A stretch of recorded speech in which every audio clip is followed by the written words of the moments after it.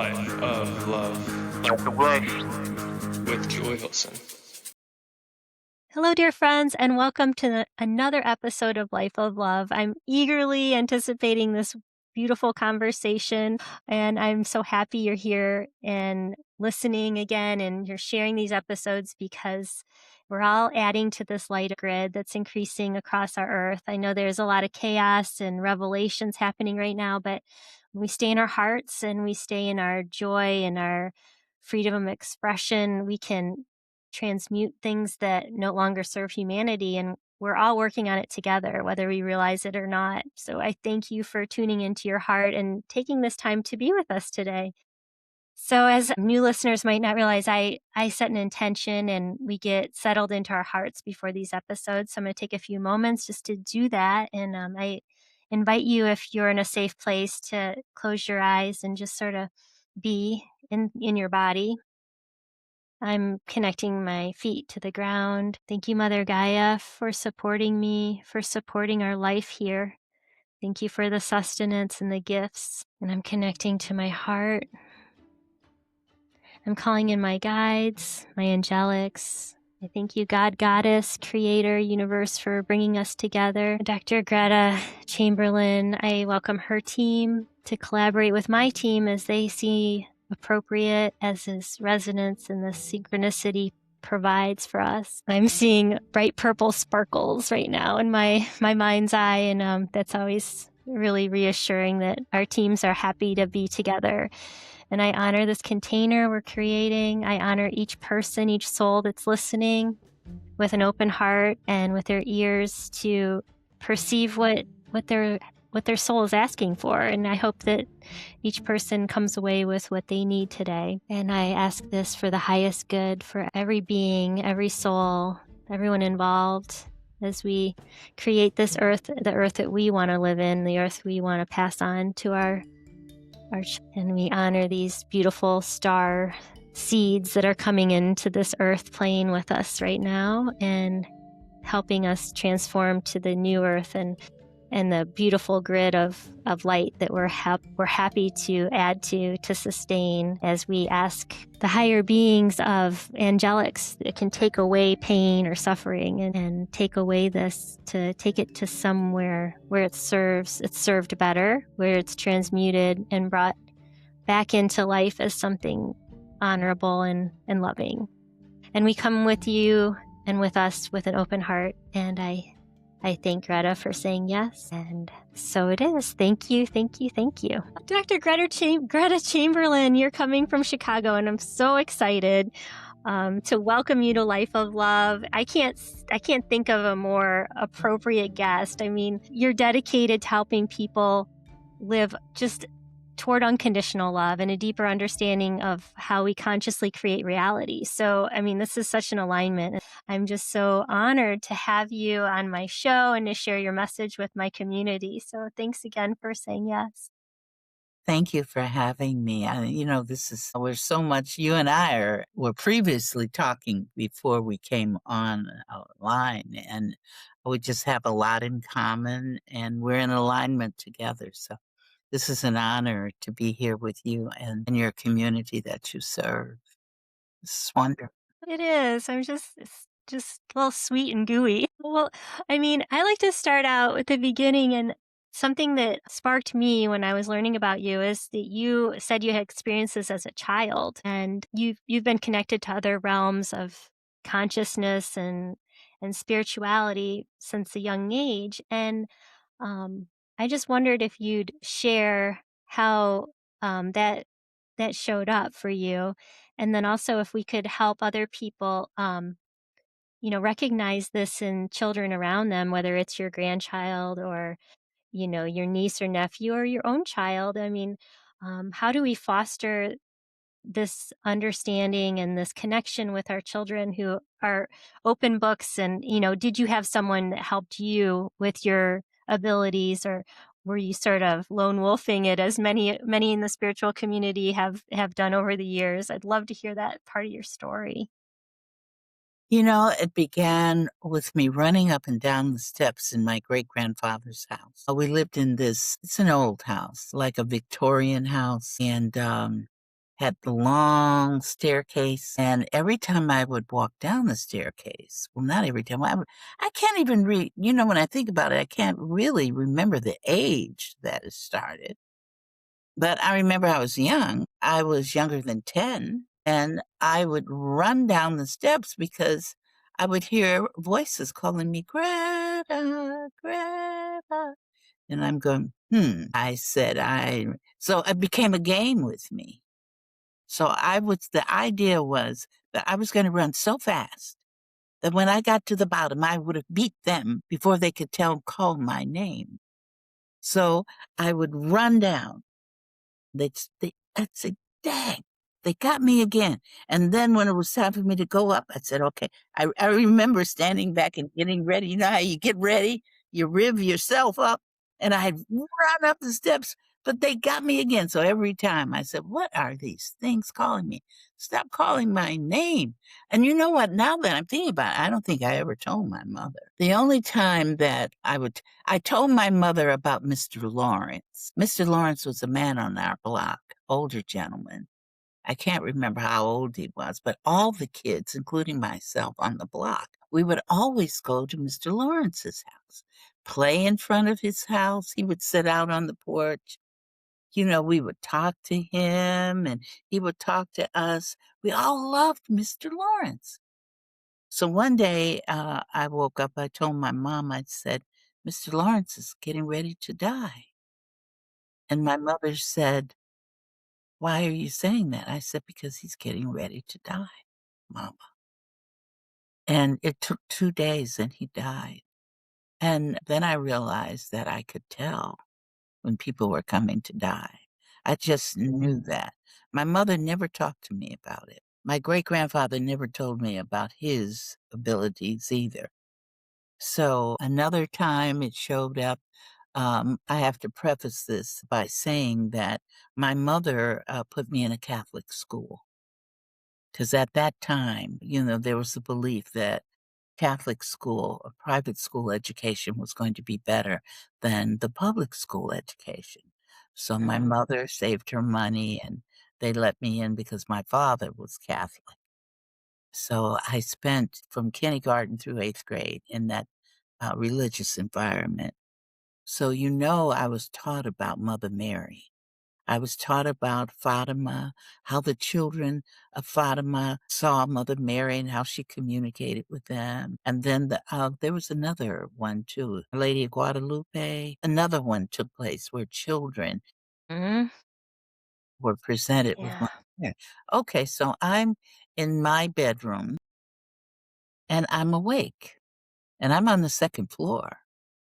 So I see this woman coming from my right side, floating, literally floating, coming through the window, floating across so I could see her and out the wall.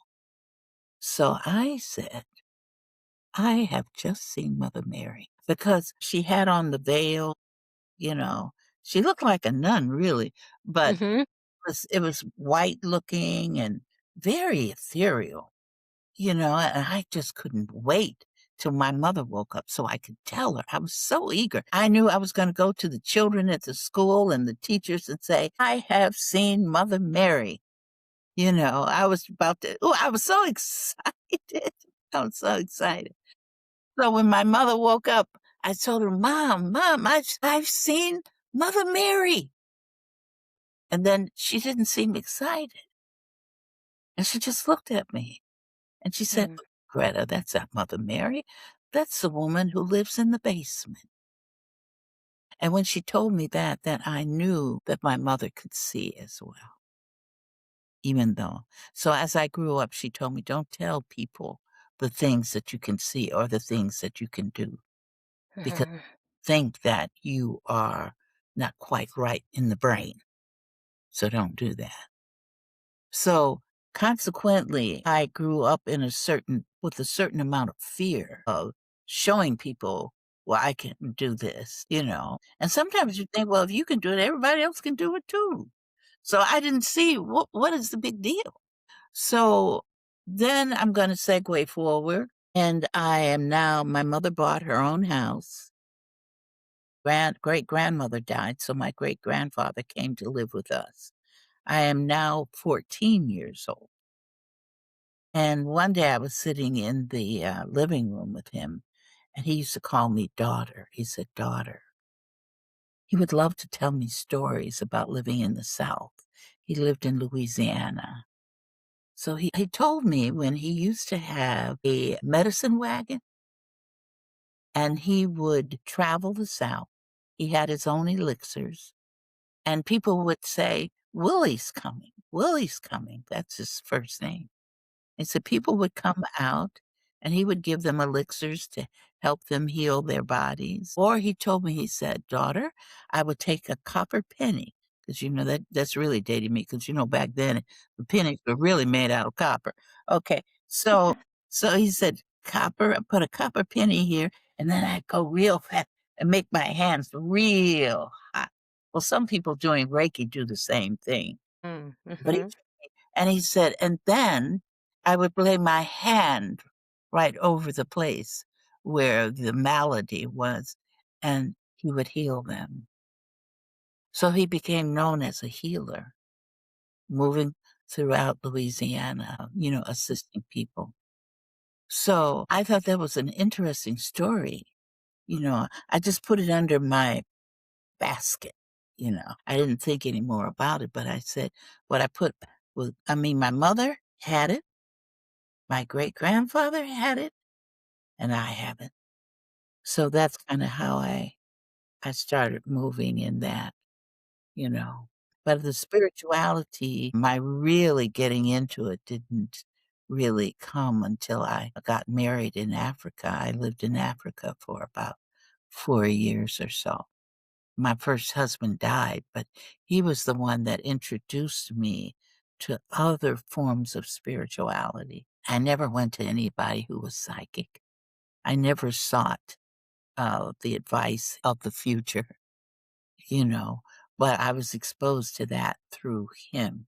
So you can see I'm growing bit by bit, growing bit by bit. And he introduced me to the 7 Book of Moses. I don't know if you're familiar with it, but it's a real tiny little book, and it has all kinds of sigils or patterns that you can draw on your floor or on the ground, because my husband would do things like that. And then conjure, they call it conjuring, conjure up spirits.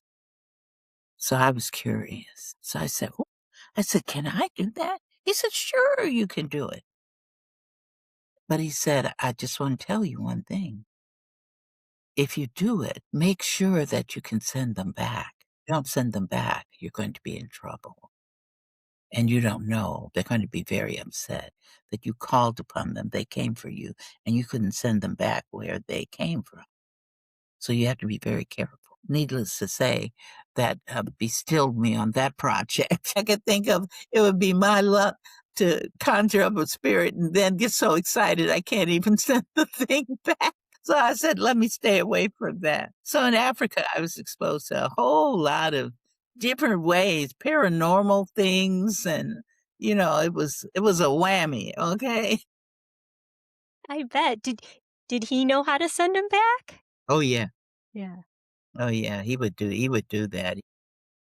That was just the way he was. I didn't have a concept about past lives, and I've changed on that now. But at that time, I was only 23 years old. And now I'm 78 years old, going on 79.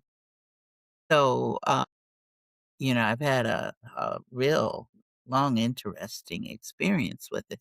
But I just learned so much from him. And one thing he taught me was not to fear anything.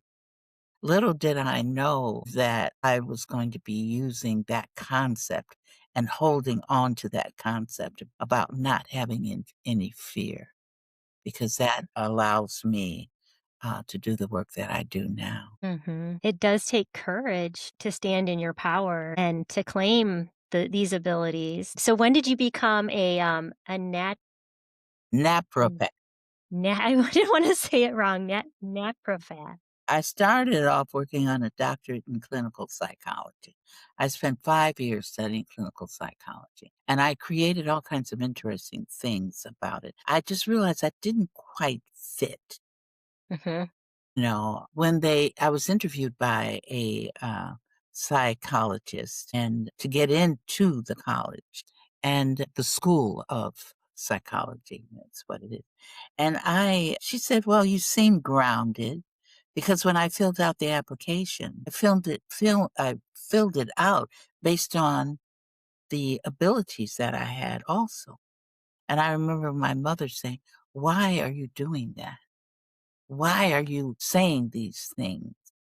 So you included your abilities. Yeah. Absolutely. Good for How you. because I can't remember the questions now, but it prompted me to answer it that way. And so I found out from the clinical psychologist who had spoken to me, she said that my application was given to another psychologist who then returned it to the person who was heading up the student search and said, "What am I supposed to do with this?" The admissions department was like, what? So then that person took it and gave it to this professor because she was a transpersonal psychologist. So he felt that she was the closest person that I could get to that would have some semblance of understanding where I was coming from. So she interviewed me for about over an hour. And then finally she said, okay, you're grounded. I can recommend you to come in. She said, I don't think that you're going to really like it here. And I said, "No, I'm to come here." Because see, the realm of beings, I follow their requests for me because I know that the requests are for my good. So I was told by them that you're to study clinical psychology. I want to preface this though by saying that if you told me I had to take a psychology class, I would go, "Oh God." That was not one of my favorite subjects whatsoever. Even when I was in graduate school, it just I had to take, child psych and all that kind of stuff, and it's just, so now you're gonna ask me to do a doctorate in clinical psychology? Are you kidding me? Like, really, guys? So it came a time that I stayed there for 5 years. I studied, and I created to move myself out of there, and I wanted to know, well, where am I going now? And I remember laying down anytime I wanna figure something out and it's not coming to me, I will go and lay down. I will ask the question and I'll say, "Okay, I need an answer for this." So I go lay down and go to sleep. And then I wake up and I go and so when I woke up, I said, "You have got to be kidding me." That's what I said to them. "Naturopathic medicine?" I said, "How far can you get from clinical psychology?" So I followed the directive. I went down to the School of Naturopathic Medicine, filled out the application, met with the president of the college, and I was getting up. I said, "Thank you very much." And I started to get up. He said, "Where are you going?" I said, "I'm going back home." He said, "No, you're not. You're going to class." I said, "Started. You're going to class." So he said, "Just go up those steps and you'll see the class." And it was microbiology. So I was in a microbiology class and 3 other classes to boot after that. Was that in your 20s? How old were you? Was it when you got back from Africa or before? I came home from Africa. I spent 4 years there, so for 27, I was 27, 28 years old. Okay.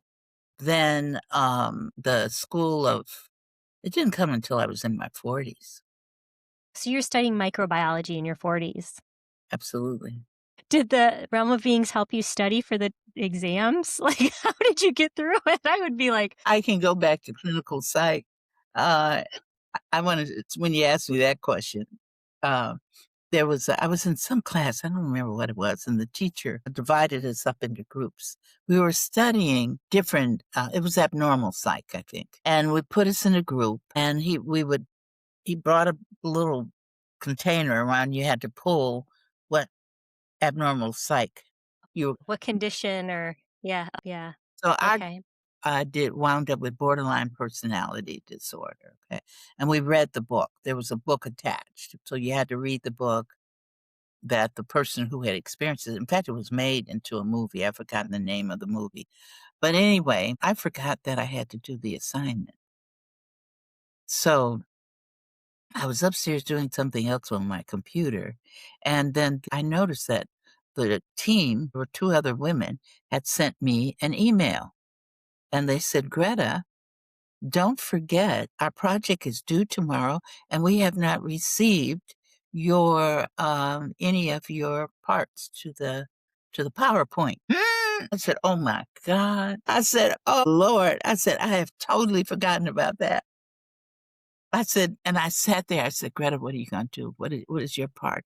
My part was supposed to show in the book what was in the book that showed that this that points out that the person was borderline personality disorder. Oh, I just said, I don't know how to do this. I don't know how to do this. So I go to sleep. Remember the sleep method? It always worked for me. I went and I said, okay. And I'm talking to the room. I said, you guys have got to help me. Help me now. I got to Right. know. They got you into this. Yeah. I said, show me how I'm going to do this project, you know? So I went to sleep and I woke up and I went, oh God, are you serious?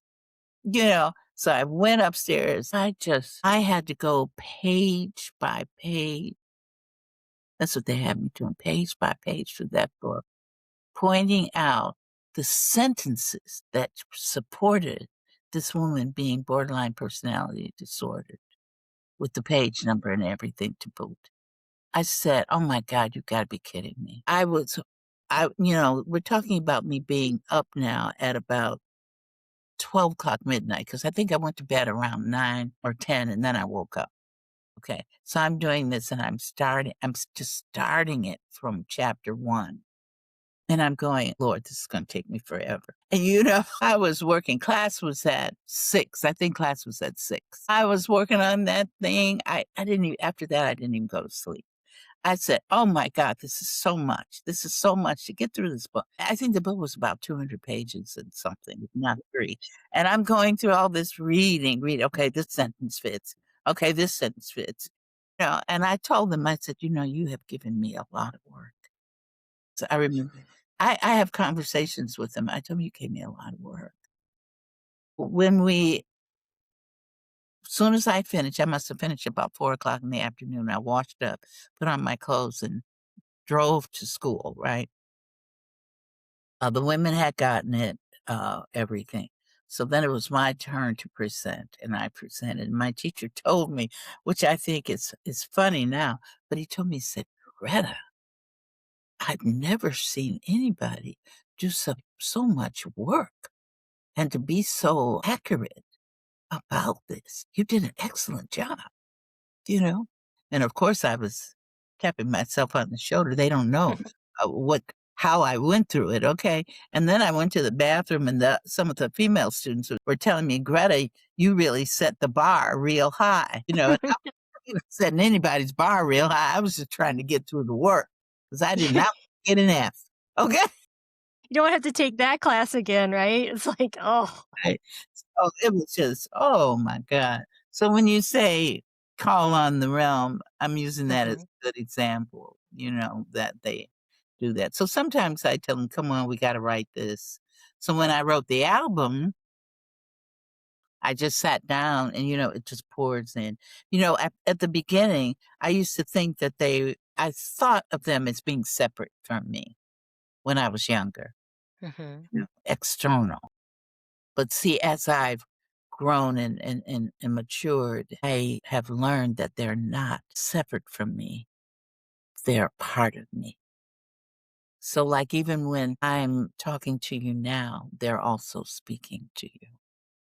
Yeah, because we're not separate, we're just all one. So when I did the album, I just sat down and wrote,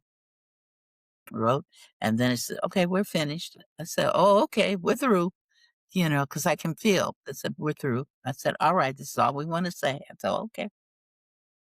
So that's kind of it. So now I'm working on a book that goes with the album as well. So yeah. Yes, and that's what we were gonna talk about, your album you released, and it's on Spotify and Apple Music, and it's called Silence? In silence. In Silence, which that's a bold name for a audio, like like Well, the piece was about the third piece that I wrote, and let me say that we wrote. And when it came time, we laid the album down, and then everybody looked at me. What are we going to call this? And I told them, I said, I don't know. I said, I'll get back to you later. So you know what I did? I went to sleep. took a nap. Right. And I said, okay, what are we going to call this album? And so it came to me in silence. But see, the piece that I had written was called The Silence. So I said, well, we'll take that piece, make it the first piece in the album, and we'll just change the name from The Silence to In Silence. I'd like to read, if you don't mind, a quote from the realm in this piece. Yes, because that's what I felt when I was listening. I was like, "This is poetry. This is something to be celebrated and immersed in." So, yes, I would love to hear you read it and just let people know these are words, these are frequencies and gifts. So, yay, this is a delight. Thank you. Application, we applied for a Grammy. So we made it through stage 1 because not everybody's application is accepted. So we got to stage 2, which means we're Grammy considered. So we can still say that we're a Grammy considered album. And we were placed not in the spoken word section, but we were placed in the ambiance chant and meditation section. Yeah, because it's new. Probably were they're probably trying like when you applied for psychology school, the admissions people, they're like, "She doesn't quite fit. We need to figure out where to put her." Yeah. And so that, this it's innovative music and poetry. Yeah. So, So the yeah. one quote says, in the silence of your mind, see the treasures of the spirit that abides deep inside of your inner being. That's just one quote from it. Yeah, And to me, that is where if I could give humanity one thing is that every person know that they're divine beings, that they're special, and to live that way with that filter that everything you are and be is divine. absolutely. I mean, if that's one thing I could have humanity grasp, it makes me tear up thinking about it because it would change everything. Everyone would walk around like kings and queens. And Absolutely. And Absolutely. we just take care of ourselves and everyone around us so much better if we really internalize the treasures, like you said, inside of you. And we were giving so much. There's so much to be grateful for. Thank Yeah. you for that. Thank you, Realm of Beings. Yes. Yes. It's always, I find working with people and I can identify with it because I was like that myself. And that is that we see everything external. We see everything external. And what I've learned from the realm of beings, and this is something that we teach, that really it's internal. The challenges that we give to ourselves and the solutions are internal, not external. Yeah. So we really encourage everybody to seek inside. When you seek inside, then you don't have time to blame somebody else for your challenge. There's no need. When you understand that you create your own reality and you're responsible for that, your own personal reality. I tell people, you'll know when it's, because some people ask me, well, how do I know when it's mine and it's somebody else's? Mm. I tell them, I said, if it is personally affecting you, if you are going through this on a personal level, it's yours. It's yours. And you want to claim it, because that gives you the power. That gives you the impetus to be able to initiate change, you see. So I tell people, don't back away from it. Face it. The realm is always saying these lessons that we have are not for us to succumb to them, but to overcome them. That's the purpose, you see. And we can always change. We're never fixed in anything, ever. Mhm. Yeah. That's wise. And I think when someone's hurting, it's harder to say, I did this to myself. Like, why would you hurt yourself? But you're saying use that hurt, use that feeling to propel you to where you want to go because you've somehow contributed to it and it's part of you because you feel it. It's in you, so it's part of you. Whenever, and that the whole, it's the law of one, which is really really hard to it's really hard to do that in a human body. Oh my goodness. I remember. Sometimes it's easy. Yes, yes. Sometimes it's really easy. Orgasm, it's easy. Yeah. A lot of times it's not. You know, one of the spiritual mothers that I had when I started, now I'm in my 30s. I'm telling you this, I'm in my 30s. I got Okay. together. I was asked to sing. One of my mother's friends belonged to the religious science church or religion, however you want to say it. And she said, we need another singer for the quartet. One person dropped out. And I said, oh, wow. I said, she said, Greta, I want you to go ahead and, apply for it. I'll tell Reverend Vera that you're coming. So I set up an appointment and I met with Vera, who's no longer in this reality any longer. But I met with her and we were talking and talking. I think we talked for about 2 hours, interviewing me for 2 hours. And we were just talking and talking. And then she said, okay, I'm going to hire you. And I said, oh, thank you. And she gave me where I had to go to join the group to practice and, the whole thing. And I think they were paying me $25 a Sunday, and I said, oh, that'll put gas in my tank. That'll cover that. So I'll take it, Mhm. was someplace to go and sing, and I love singing. So I said, yes. So that was another introduction through a religious means of me beginning to understand this. Ernest Holmes is the one that developed the science of mind. So you have to study his book. But I hadn't started studying it. I just listened to Vera give her lectures every Sunday. Every Sunday. So I'm learning about creation of reality, and I'm not really, how something you pick up something and goes past you like that. Well, it was going past me like that for a while, and then it started to sink in. And I'm going, oh wow. So I started this class for religious science with some of my friends, and Vera started, and then she left and moved to California.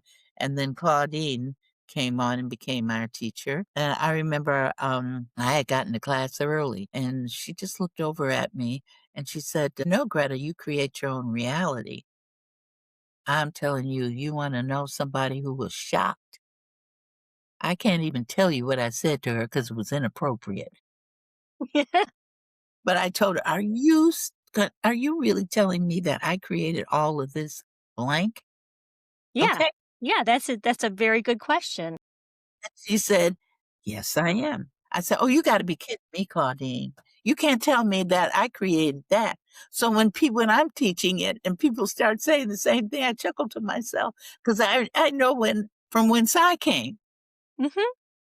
So it's not always the easiest concept to grasp because it makes you. I mean, when you understand you create your own reality and that you are responsible for what you created, that makes you take a look at yourself, Yeah, are you a sadist? Like, what's your problem? and I'm going, oh God. I So hear you. Yeah, so it's been 40 years have passed now, so that's what we teach to the realm of beings, that everybody creates their own reality, and there are other channelers out there talking about the same thing and other people writing books about it, you create your own reality. Yeah, I'm so happy I learned that. Yes, yes, yes, because then I never feel stuck in something. I just have to solve it. Yeah, get deep into your heart and ask what's in there? What's in there? I always ask myself, how can I respond with the most respect and love for myself? Like how can I get through this in a loving way? And even if it's conflict with somebody else, me coming from my heart, I know I'm not going to make a mistake and I did the best I could with the time I had, the resources I had, the perspective I was able to gain. And, sometimes, but you do it differently looking at it 20 years ago, but it's part of it all. Absolutely. It's so wonderful. Life is really an interesting situation. Very interesting. I love it, even though I have created all kinds of things. I was experiencing congestive heart failure. And I remember I was looking at the news and this one basketball player, they were talking about him. He was on pro basketball and died. And they said he died of congestive heart failure. And that dawned on me. I said, I'm not dying from congestive heart failure. I know I created to have it. I know I created to experience it, but I'm not dying from it. So it took me 5 years or so. And I went to the doctor. He gave me a new doctor because my other doctor had left, moved away. And before he moved away, he had me do a heart test, echogram, and some other things. And so I'm with the new doctor, and he's telling me the results of the tests. And he didn't say anything about my heart. So I'm saying, what about my heart? And he says, what about it? I said, well, how is it doing? He said, it's doing fine. Yeah, and that's when I knew I had cured myself. Yeah, see that's the other thing. We can cure ourselves. I tell people when I do the facilitation work, which some people call healing. I don't, it's transformational healing, but I let everybody know I'm not healing you, neither is the realm healing you. You are healing yourself. The only thing we're doing is giving you support. That is it. But you must do it, you know. And Mhm. yeah, yeah. I was standing in my kitchen and I held my chest. I said, my chest is beginning to hurt. What's happening? And of course I asked them, I said, Realm, what's going on with me? And they're just very nonchalant. They don't get excited over it. They just said, oh, you're having a heart attack.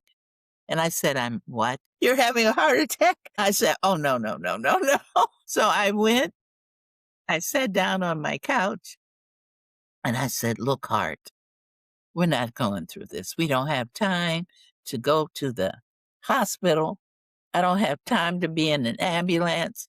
I said, so let's just calm down. Calm down. It's okay. You don't have to, whatever you think, whatever you got from my unconscious, let that go.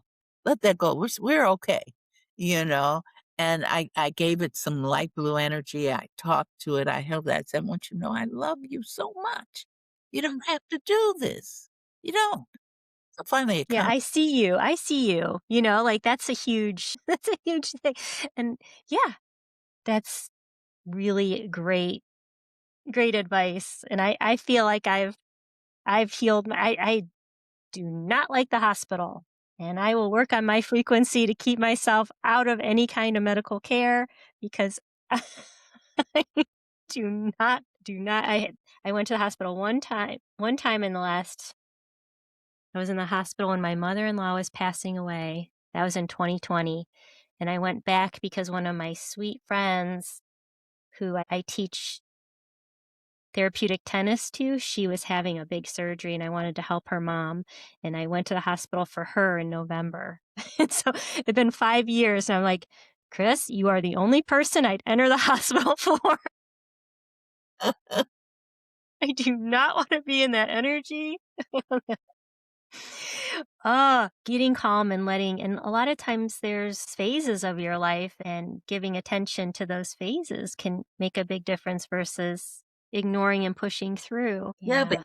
everything is, you know, this whole life is very beautiful because the way it's constructed for us is that we're learning lessons. That's what this is about.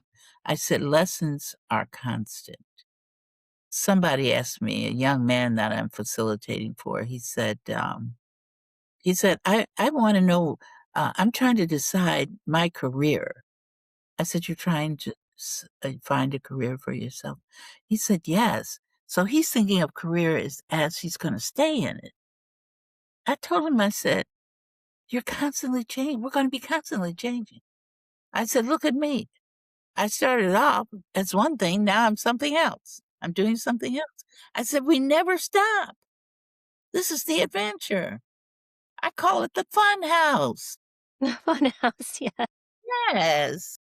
My mom used to take me when I was a little girl. That was the big thing we did, was to take me to Riverview. That was before we had Great America and Disneyland and all those places. She'd take me every year. And when she paid the money, it took us a long time to get there. And when we got there and she paid the money, I was always so excited to go to the fun house, to go to Riverview. And when you go to Riverview, when you pay your money, the first thing you're going to see is the fun house. So, you go into the fun house and you get to see yourself in all those mirrors and distortions. You can see yourself tall, you can see yourself fat, all kinds of things, big heads, little hands. I just enjoyed it, enjoyed it, enjoyed it. It's like Snapchat, people. If you've ever been to a fun house, it's Snapchat filters. Thank you, thank you. Now you get into the other part where it's all dark. Scary. Scary. Yes. And my mother was my hero because I would hold her hand while we're walking through, things pop up, whoop, and it's kind of scary. And I remember we went to one section of the fun house and it was nothing but a wall. She said, Greta, we have to turn around and we have to go another way. And I was scared. I said, oh, You have to how go past all that again. yes, how will we get out? How will we get out? And then you see the light I said, "Oh, my mom did it again. She got us out. I'm safe." You see? So life is like that. We go from fun things and stuff, and then all of a sudden we're walking in, we say, "How in the heck did I get here? How am I going to get out? Am I going to And get," then you ask for, I love, it's such a great metaphor. It's so powerful. you know? Yeah. How am I going Yeah. to, and mama How got am me out every time. She's my hero. Yeah. So, yeah. And your hero could be, asking for help. Your hero could be whatever resource you go to, how you lift up your head and see the gifts that are there. There's heroes around you all the time. Absolutely. Yes. I tell people that some people tell me when in talking about gifts, I know you weren't referring to this type of gift, but some people tell me, I have gifts, Greta. And I tell them, I said, no, you don't. They said, what do you mean? I said, you don't have any gifts. I said, a gift is something you get from somebody else that you've never had before. I said, every human being that you see that is here in this reality with you has psychic abilities, every last person. There's nobody here that doesn't. Right. And I told them, well, they said, well, how does this happen? I said, because you choose. See, we choose our reality. So we choose um, what abilities that we want to activate. That's what we do. We choose what we want to activate. Because some people go, can I do what you do? Sure, you can do what I do. It's no secret. You just have to learn it. So it's amazing. I said no gifts, no gifts, it's abilities. And if you have an ability you don't want, then get rid of it. I had the ability for the life of me. I can't still can't fathom how I created it, but What's that? reading people's minds. Like, I can hear you and I are talking now. I Hmm. hear the conversation in your mind. Yeah. It's like you're talking to me, but I would hear your thoughts like we're having a conversation. But it became so daunting because with my friends, I would say, "You remember when you said so and so and so and so?" And they would tell me, "Greta, I never said that." I said, "What do you mean you never said that?" They said, "I never said that." And then I know, I said, "Doggone it. I read that person's mind." So I said to myself, I don't care how I got this, but you can take it. Hmm. I don't want to be walking down the street and listening to everybody's thoughts. Hmm. I don't wanna hear that. I don't wanna even deal with that. Yeah.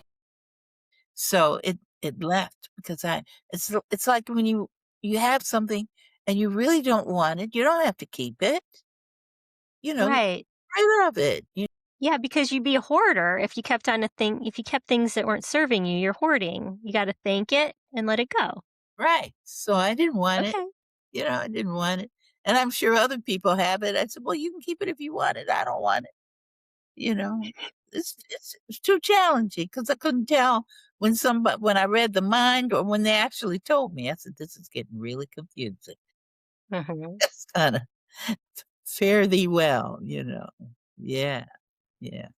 I love that. I mean, with our children and the people we love, I guess how we could foster that in them, because we were talking about star seeds and these beautiful souls that are entering that seem so wise. Like, I don't know. I look at babies in the shopping, in the grocery store. I'm like, they're just so wise. I can see it in their eyes. They know things that I yeah, it's so I would, I guess from what you're saying, what I want to project is, cherish each person, let everyone in your life know that they're precious and Yeah, and listen and honor them.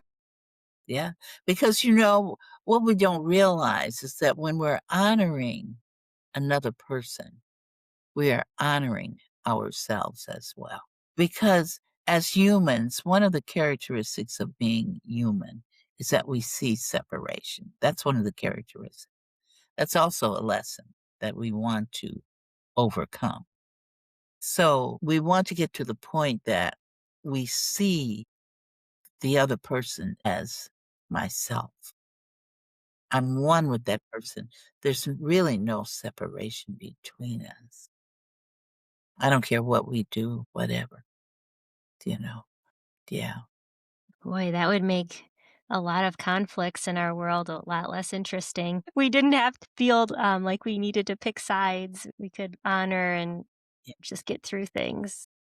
I'd like to share this story with you in the audience. I had come out of I'm going back to clinical psych now. I had come out of a group therapy session. I wasn't conducting it, I was just observing it. And I had to get the key and to the office that I was going to go to.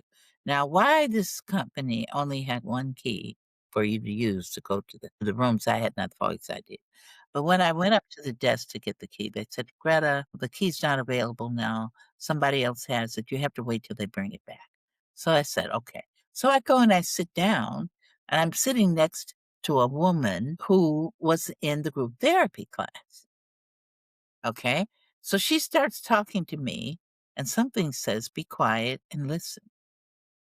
So she tells me, people don't realize when they see someone homeless on the street and they're asking for assistance, they don't realize, and they just walk past. She said, they just walk past.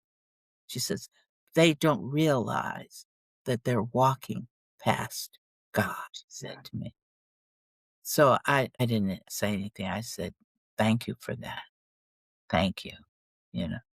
So here's Hmm. a woman that just came out of group therapy who lives in a residential facility for people who are having challenges, mental challenges and conditions, but she recognizes the spirituality that they're all God. And the realm of beings takes it even further, that we are all the force. That there's a duality. We're the force. And the force is that which creates all of existence, not just Earth, not just this universe. but all of existence. You see? It was on my list of things because I was watching one of your YouTube videos and you said we are all the force. It was the last thing on my show notes that I was gonna ask you about. So you might still be reading people's minds, Greta. Don't know it, right? They're just doing it on the down low. Anything is possible here. But yeah, we talk about duality, that we're duality. We talk about that we're always the force. Everybody is the force. What we're dealing with are personalities. That's what we're dealing with here. You have a So that's how we can create our own reality is because we are the force. We are creation, abs- manifestation. absolutely. But but see the characteristics of being human. Also, one of the characteristics is that we forget that. We forget that we're the force, you see. So what we're doing, part of that, all of us, regardless of where we are at in our understanding, we're going back to that premise, knowing that I am the force and I've been the force all along.